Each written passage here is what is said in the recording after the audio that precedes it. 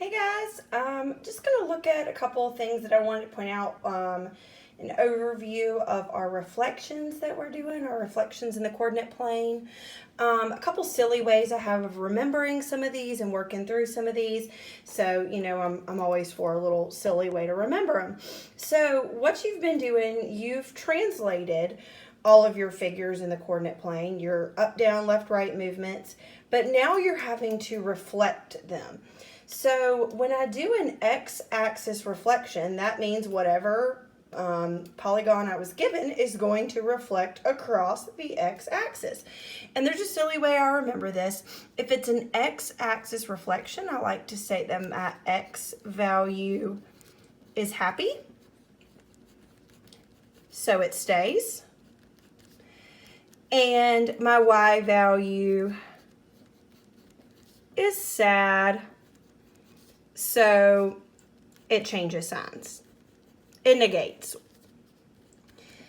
So if I have xy, that's going to become, my x is happy, so it's going to stay, and my y is going to change signs. So sometimes I get the question, what if I have like -4, -3? My -4 is going to stay. My y value is not going to just become a negative. It's going to actually change signs. It's going to negate whatever sign it was. So there you go. Y-axis reflection is going to be the same thing, but over the y-axis, and my y value is going to be happy, so it's going to stay the same.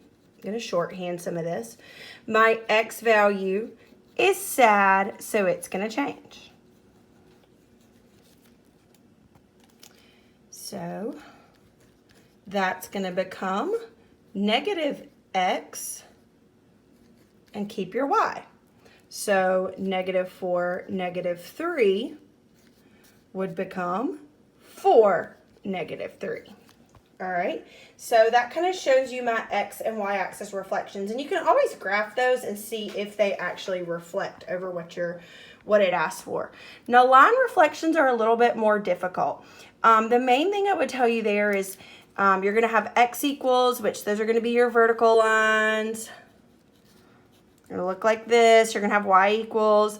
Those are going to be your horizontal lines.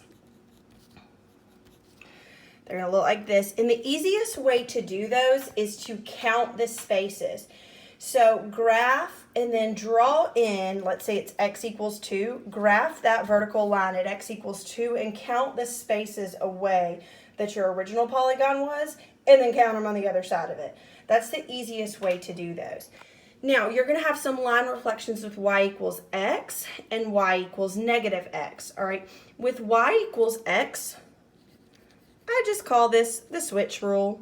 All right, because y equals x, if it reflects there, if you have xy, it's going to change to yx. So if we're back to that -4, -3, it would become -3, -4.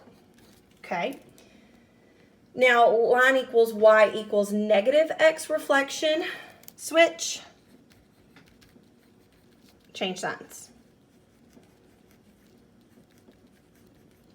Okay, so my x and y value, whatever they are, they're going to switch them and they're going to change whatever their sign was. Okay, so the -4, -3 that I've been using would become a +3, +4. All right, please send me any questions at all that you may have. I hope this was helpful.